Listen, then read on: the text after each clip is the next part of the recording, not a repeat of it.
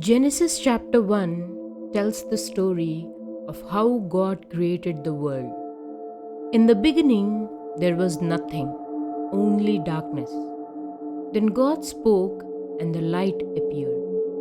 God separated light from darkness, creating day and night. On the second day, God made the sky. On the third day, He gathered the waters and made dry land, calling the dry ground earth, and the gathered waters seas. He also made plants, trees, and all kinds of vegetation.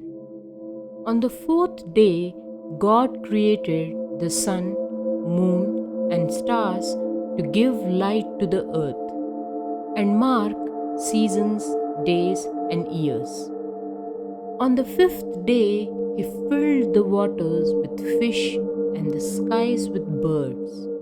On the sixth day, God made all the animals, wild animals, livestock, and creatures that move along the ground. Finally, on the sixth day, God created humans in His own image, giving them authority over the earth and all living things. God saw everything He had made, and it was very good. On the seventh day, God rested, blessing the day and making it holy. Genesis chapter 1 reminds us that God is powerful, creative, and full of order and purpose.